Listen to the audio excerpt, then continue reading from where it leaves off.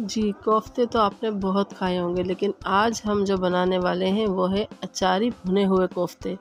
और ये कोफ्ते जो एक बार आपके हाथ के खा लेगा तो फिर किसी और के हाथ के कोफ्ते खाना उसे बिल्कुल भी पसंद नहीं आएगा, बस वो आपका दीवाना हो जाएगा। इतने लाजवाब बनते हैं, इतने मज़ेदार होते हैं कि बस खाओ तो खाते ही चले जाओ। और आपको देखने से ही पता चल रहा होगा कि भुने हुए कोफ्ते सिर्फ बोलने में ही नहीं बल्कि देखने से आपको नज़र ही आ रहा होगा कि ये भुने हुए कोफ्ते हैं।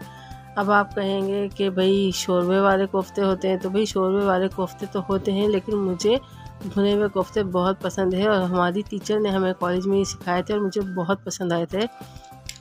और वैसे भी जो पानी वाले कोफ्ते होते हैं तो उसे देखकर ऐसा लगता है किसी स्विमिंग पूल में बहुत सारे गंजे नहा रहे हों, तो इसी वजह से बस मुझे वो बड़े ही अजीब से लगते हैं। लेकिन अगर आप चाहें तो वो भी बना सकते हैं, उसका तरीका भी मैं आपको बता दूंगी और आपको मैं दिखा भी देती हूँ कि वो बनने के बाद कैसे लगते हैं, कि वाकई आपको भी लगेगा कि हाँ स्विमिंग पूल में कुछ गंजे नहा रहे हैं। देखें, मैं दिखाती हूँ आपको कि वो कैसे लगते हैं और ये कैसे लगते हैं।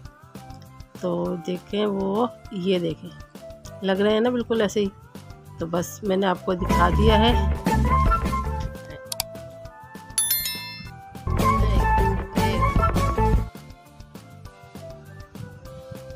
अस्सलामुअलैकुम, कैसे हैं आप सब? उम्मीद है सब अपने अपने घरों में खैरियत से होंगे। अल्लाह पाक हम सबको हमेशा खुश रखे, आमीन अल्लाहुम्मा आमीन।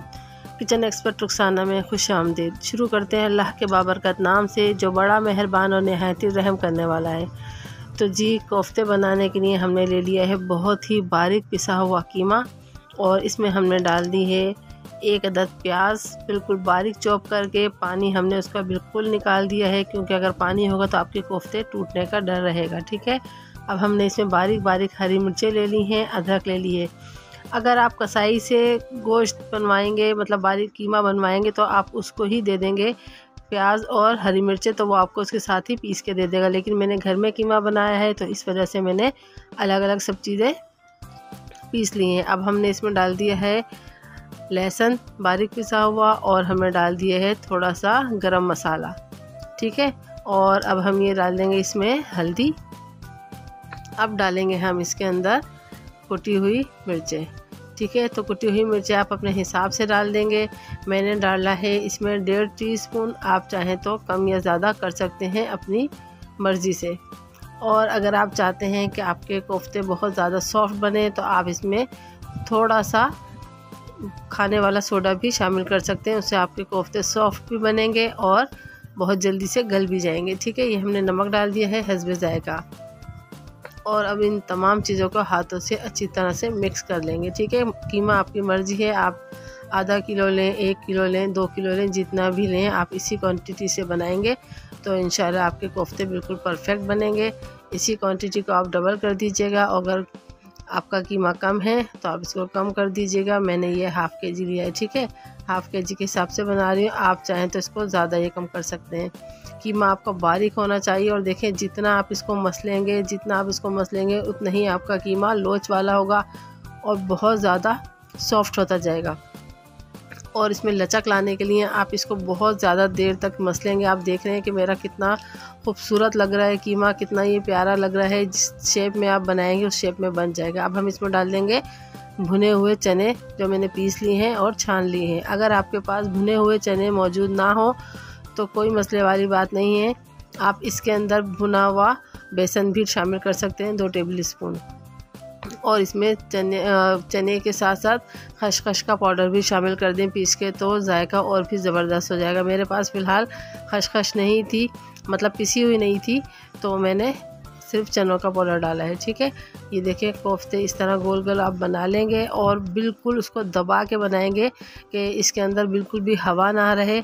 इसके अंदर अक्सर हवा रह जाती है, उससे भी कोफ्ते टूटने का डर होता है। बिल्कुल भींच के दबा के इसको फिर आप बॉल बनाएंगे ताकि टूटने का डर बिल्कुल ख़त्म हो जाए। और आप देख रहे हैं कोफ्ते कितने ज़बरदस्त से बन गए। बस अब हम इसको रेडी कर लेते हैं। ठीक है, अच्छा, इस कोफ्तों को आप फ्रीज़ भी कर सकते हैं इसी कंडीशन में। अगर आप फ्रीज़ करेंगे तो बिल्कुल ऐसे ही आप एज इट इज़ जैसे आपने बनाया है इसको चॉपर में डाल के रख दें तो ये इसी तरह रहेंगे, कलर वगैरह ख़राब नहीं होगा। ठीक है। अच्छा, अब हमने ऑयल डाल लिया है, हाफ़ कप आप ऑयल लेंगे और इसके अंदर बारीक फाइन, बिल्कुल देखें आप मैंने किस तरह से की हुई है, चॉप की हुई प्याज, जैसे अंडे वाली प्याज होती है। इस तरह करने का मकसद ये होता है कि प्याज आपके मुंह में बिल्कुल भी नहीं आएगी और बिल्कुल पेस्ट की तरह हो जाएगी ये। और अगर आप पीस के डालते हैं तो उसमें क्या होता है कि फ्राई करने में बहुत ज़्यादा टाइम लग जाता है, क्योंकि आप पानी डाल के पीसते हैं और फिर उसको वक्त डबल हो जाता है उसका जब तक ब्राउन होने में। तो इस वजह से आप इस तरह बारीक बारीक चॉप कर लें बग़ैर पानी के, तो बहुत आसानी से प्याज जो है आपकी गोल्डन हो जाती है, वक्त भी आपका बचता है। ठीक है। और प्याज बिल्कुल आपके सालन में घुल मिल जाएगी, पता भी नहीं चलेगा कि आपने ये पीस के डाली है या नहीं। तो देखें प्याज का कलर चेंज हो गया है इस टाइम, इससे ज़्यादा हम नहीं करेंगे। अब इसके साथ ही हम डाल देंगे अदरक लहसुन का पेस्ट। ठीक है। अदरक लहसुन का पेस्ट डाल देंगे।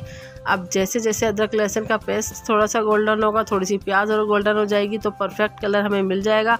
अगर इससे ज़्यादा आप प्याज लाल करेंगे तो क्या होगा कि फिर वो जब तक अदरक लहसुन ब्राउन होगा तो प्याज काली हो चुकी होगी। तो इस वजह से जब आप देख रहे हैं कंडीशन प्याज की ये है, उस वक्त आप अदरक लहसुन डालेंगे ताकि दोनों का जो है कलर एक जैसा आ जाए। ठीक है। तो इसको अच्छी तरह से आप भून लेंगे और उसके बाद फिर क्या है, हमारे पास है खड़ा गरम मसाला। हमने तेज़पत्ता लिया है और हमने एक दालचीनी का पीस लिया है, एक अदद बड़ी इलायची ली है, 2-3 लौंगे ली हैं, काली मिर्च ली है, ज़ीरा लिया है और हमने बादियान का फूल लिया है आधा। पूरा नहीं लेना, बस आधा काफ़ी है। तो इस गरम मसाले को भी हम इसके साथ ही भून लेंगे। और देखें जैसे ही मैंने गरम मसाला डाला है बहुत ही प्यारी सी खुशबू आने महसूस शुरू हो गई है। तो आप इस तरह ये तीनों चीज़ों को भून लेंगे। और फिर उसके बाद क्या करना है, मैंने लिए हैं 2 बड़े टमाटर, बड़े साइज़ के टमाटर और 4 अदद हरी मिर्चें। उनको मैंने ग्राइंडर में ग्राइंड कर लिया है और ग्राइंड करने के बाद वो हम इसमें शामिल कर लेंगे। चाहे तो आप वैसे भी काट कर डाल सकते हैं, लेकिन ग्राइंड कर लेंगे तो आपका जो ग्रेवी वो बहुत अच्छी शानदार बनेगी और बहुत ज़्यादा मतलब मिक्स हुई हुई होगी कि आपको खाने में प्रॉब्लम नहीं होगी कि टमाटर अलग आ रहे हैं, छिलका अलग आ रहा है, इस तरह कोई प्रॉब्लम नहीं होगी। तो इस तरह से पेस्ट बना के आप डाल दें। आपके पास रेडीमेड प्योरी है अगर टमाटर की, तो आप वो भी शामिल कर सकते हैं। तो इसको हम थोड़ा सा भूनेंगे, हल्का सा जब पानी इसका कम होने लगेगा तो उसके अंदर हम डालना शुरू करेंगे अपने मसाले, ताकि ज़बरदस्त सी हमारी जो है तैयार हो जाए।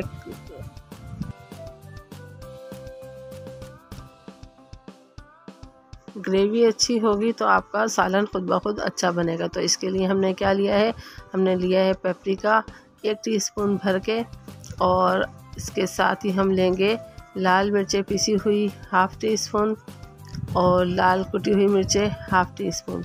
ठीक है। कम या ज़्यादा मिर्चा आप अपनी मर्ज़ी से कर सकते हैं। हल्दी लिए हमने 1 टीस्पून और धनिया लेंगे हम 3 टीस्पून भर के, क्योंकि हमें ग्रेवी जो है बहुत अच्छी बनानी है। भुने हुए कोफ्ते हैं तो ऐसा ना हो कि सिर्फ कोफ्ते कोफ्ते ही नज़र आए, पता चले कि मसाला ही उसमें नहीं है, खाने वालों को प्रॉब्लम ना हो। तो इसलिए मसाला हम बहुत अच्छा सा रखेंगे ताकि भुने हुए कोफ्तों के साथ साथ मसाला भी ज़्यादा होगा तो खाने में भी आसानी होगी और मज़ा भी आएगा। ठीक है। तो आप देखेंगे ग्रेवी हमारी बहुत अच्छी सी बननी चाहिए ताकि खाने वालों को मज़ा आ जाए। तो इसको अब हम क्या करेंगे, अच्छी तरह से हम इसको भूनेंगे। नमक डालेंगे हस्बे ज़ायका, जितना आप अपने घर में इस्तेमाल करते हैं कम या ज़्यादा उसके हिसाब से नमक इसमें शामिल कर लेंगे। और इस टाइम पे आप इसका नमक चख भी सकते हैं मिक्स करने के बाद, कि अगर कम है तो और डाल दें। और अगर ख्याल रखिएगा कि हमने थोड़ा नमक जो है कोफ्तों में भी शामिल किया, तो उसके हिसाब से आप नमक शामिल करेंगे। तो देखें अभी से आपको लग रहा है ग्रेवी कितनी ज़बरदस्त सी हो गई है, लेकिन अभी जब ये भुनेगी और इसका ऑयल ऊपर आएगा तो आप देखिए कितनी शानदार लगती है, ना सिर्फ देखने में बल्कि खाने में भी। तो जब तक ग्रेवी या भुन रही है तो मैं आपको बता दूं कि आपके जो कोफ्ते हैं आपने देखें फ्रीज़ करेंगे तो आपकी ये शेप आएगी, बिल्कुल मतलब कलर इसका ख़राब नहीं होगा। अगर आप 1 महीने बाद भी निकालेंगे तो आपके कोफ्ते बिल्कुल ऐसे ही रहने वाले हैं। उसमें पता है क्या करना है आपको, बिल्कुल भी जब आप इसको फ्रीज़ करने लगेंगे तो इसमें पुदीना और धनिया वगैरह शामिल नहीं करेंगे। अगर आपने इसमें पुदीना धनिया शामिल करके इसको पीसा और फिर आपने बॉल बना के रखी तो आपके जितने भी कोफ्ते वो सब काले कलर के हो जाएंगे, बिल्कुल काले पड़ जाएंगे और बिल्कुल भी खूबसूरत नहीं लगेंगे। तो अगर आपको सेव करना हो तो इसके अंदर बिल्कुल भी आप हरा धनिया पुदीना शामिल नहीं करेंगे। यही वजह है कि मैंने भी हरा धनिया पुदीना इसमें शामिल नहीं किया। इसका कलर बिल्कुल खूबसूरत चाहिए था मुझे, ठीक है। अगर हाथ के हाथ बनाए तो आप इसमें डाल सकते हैं, लेकिन अगर आपको सेव करना हो तो उसमें आप धनिया पुदीना शामिल नहीं करेंगे। अच्छा जी, तो देखिए हमने कोफ्ते अपने इसमें शामिल कर दिए हैं। अब इसको हम ढक देंगे 10 मिनट के लिए और बिल्कुल भी नहीं छेड़ेंगे। 10 मिनट तक ऐसे ही इसको रहने देंगे और उसके बाद क्या करना है, 10 मिनट बाद हम इसको हिलाएंगे। और आप मेरे हिलाने के तरीके से देख सकते हैं कि मुझे कोई डर या खौफ नहीं है कि मेरे कोफ्ते टूट जाएंगे। मैं पकड़ूं कपड़े से और इसको दोनों हाथों से हिलाऊं। अक्सर लोग डर के मारे से कपड़ों से पकड़ के हिलाते हैं कि ये टूट ना जाए, लेकिन मुझे ऐसा कोई डर नहीं है। अल्लाह का लाख लाख शुक्र है कि कोफ्ते हों या कबाब हो, जो भी मैंने बनाए वो परफेक्ट बने, बिल्कुल टूटने का डर नहीं है था मेरा जब मैंने कबाब बनाए थे तब भी और कोफ्ते बनाए तो भी। तो आप देख सकते हैं बड़े ही आराम से मैं इसको इजीली चला रही हूँ, मुझे कोई डर नहीं है कि ये टूटेंगे। तो अब हम क्या करेंगे कि एक प्याली दही लेंगे। इसके अंदर हमने लिया है अचार का मसाला, या कहते हैं ना अचार गोश्त में जो हम मसाला डालते हैं, 1 चमचा आप अचार गोश्त का मसाला ले लें या अचार का मसाला ले लें। और उसको आप 1 चमचा आप लेंगे चिकन पाउडर का और इसको दही में शामिल कर लें। अच्छी तरह से दही में इसको शामिल करने के बाद वो हम इस पे कोफ्तों के ऊपर डाल देंगे। और ये जो कोफ्तों पे हम डालेंगे, इसका जो पानी निकलेगा दही का, उसी दही के पानी से ये कोफ्ते बहुत अच्छे से गल जाएंगे। और अगर आप समझते हैं कि आपके जो कीमा है थोड़ा सा मोटा था या बड़े मतलब गोश्त ऐसा था कि नहीं गलने वाला है, तो आप उसमें थोड़ा सा पानी शामिल कर सकते हैं। लेकिन मैंने इसमें 1 बूंद भी पानी शामिल नहीं किया और बहुत ही सॉफ्ट और बहुत ही सॉफ्ट नरम बिल्कुल मेरे कोफ्ते बने थे, इतने के बग़ैर पानी के मुझे ज़रूरत नहीं पड़ी इसमें पानी डालने की और बहुत अच्छे गले हुए थे। तो आप अगर चाहें तो इसमें थोड़ा सा पानी शामिल कर सकते हैं, शामिल करके ढक के इसको पका लें। लेकिन मुझे यकीन था कि मेरे कोफ्ते बहुत अच्छे दही के पानी में गल जाएंगे और बिल्कुल ऐसा ही हुआ, दही के पानी में कोफ्ते गल गए। और अगर आप भी चाहते हैं कि आपके कोफ्ते बग़ैर पानी के गलें और बिल्कुल ऐसे ही भुने हुए बने, तो आप जब भी कोफ्ते बनाएं तो उसमें थोड़ा सा खाने का सोडा शामिल कर लिया करें, तो आपके कोफ्ते बहुत अच्छे सॉफ्ट बनेंगे और गल भी जाएंगे। ठीक है, तो अब इसको हम ढक के पकाते हैं थोड़ी देर हल्की आंच पे। आंच तेज़ मत कीजिएगा, हल्की आंच पे पकाना है और ये दही पानी छोड़ेगी और इसी में हमारे कोफ्ते बहुत अच्छे से गल जाएंगे। ठीक है, तो अब इसको हम ढकते हैं और देखने में देखें कितने खूबसूरत लग रहे हैं कि जिसे भूख नहीं भी होगी ना, इसकी खुशबू से उसको भूख लगना शुरू हो जाएगी और जब वो खाएगा तो बस आपकी तारीफ़ें ही करता चला जाएगा। ठीक है, तो दावतों के लिए बेस्ट है, दावत में बनाएं या घर में बनाएं, जब भी बनाएंगे लाजवाब बनेंगे अगर इसी रेसिपी से बनाएंगे तो। ठीक है, तो इसको क्या करते हैं, हम इसको ढकते हैं 10 मिनट के लिए और फिर 10 मिनट के बाद हम देखेंगे कि इसकी पोजीशन क्या है।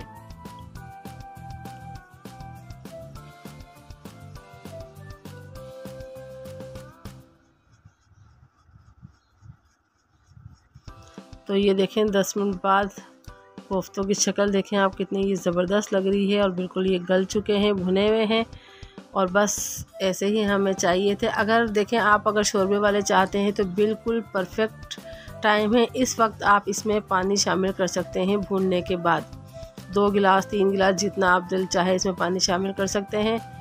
तो अब मेरे ये कोफ्ते तैयार हैं, क्योंकि मुझे पानी शामिल नहीं करना था, तो बस मैं इसको निकाल के आपको दिखा रही हूँ और आप देखें कितने ये ज़बरदस्त बने हैं।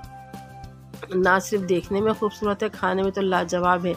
और फिर मैं आपको इसको थोड़ा सा अलग करके 2-3 कोफ्तों में मैं पानी वाला भी आपको मैं दिखा दूँगी रख के कि कैसे लगते हैं, और वो तो मैं आपको बता ही चुकी हूँ शुरू में कि कैसे लगते हैं। ठीक है ना, तो अगर आप चाहें इस टाइम पे आप इसमें पानी शामिल कर सकते हैं, अगर ज़्यादा नहीं तो कम पानी शामिल कर लें, आधा गिलास 1 गिलास, वो आपकी मर्ज़ी है। तो देखने में आपको लग रहे हैं ना कितना ये मज़ेदार, खाने में भी ये बहुत ही लजीज और बहुत ही मज़ेदार थे। सब ने बहुत तारीफ़ें की और खा के जब मेरा दिल खुश हो गया, जब सब ने तारीफ़ें की तो मेरी मेहनत वसूल हो गई।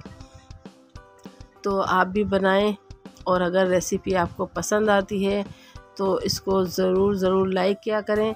यही आपकी तरफ से जो है हम लोगों के लिए हौसला अफजाई होती है। इसको शेयर करें अपने दोस्तों में, अपने रिश्तेदारों में, और इसको जो है सब्सक्राइब कर दें। और अगर मेरे चैनल पर आप पहली बार आए हैं तो खुशामदीद, इसके लिए भी आपका बहुत बहुत शुक्रिया। और चैनल को सब्सक्राइब कर दें, बेल आइकन को दबा दें ताकि मेरी हर आने वाली वीडियो आप तक पहुंच सके। और इसके कोई पैसे नहीं लगते, सब्सक्राइब भी बिल्कुल फ्री होता है, और बेल आइकन भी आप दबाएं और आपको फ़ौरन से मेरी नई आने वाली वीडियो मिल जाएगी। तो देखिए, मैं आपको इसको तोड़कर भी दिखा देती हूँ कि ये कितना ही ज़बरदस्त गला हुआ है। लेकिन आपको पता है कि मेरी कमज़ोरी है, मैं गरम चीज़ को हाथ बिल्कुल भी नहीं लगा सकती, मुझे बहुत गरम महसूस होता है। तो इसी वजह से मैं चमचे की मदद ले रही हूँ। लेकिन आपको देखकर अंदाज़ा हो गया होगा कि ये कितने सॉफ्ट हैं और कितने ये गले हुए हैं। तो बस इसको बनाएं, इसको एंजॉय करें और मज़े करें। लेकिन दुआओं में मुझे ज़रूर याद रखा करें। जब भी आप नमाज़ पढ़ें, दुआ करें तो मुझे ज़रूर याद किया करें, क्योंकि दुआओं की ज़रूरत हर शख्स को होती है और इसी तरह मुझे भी है। तो दुआ में याद रखिएगा। मुझे दें इजाज़त, फिर मिलेंगे बहुत ही अच्छी सी रेसिपी में। तब तक के लिए अल्लाह हाफ़िज़।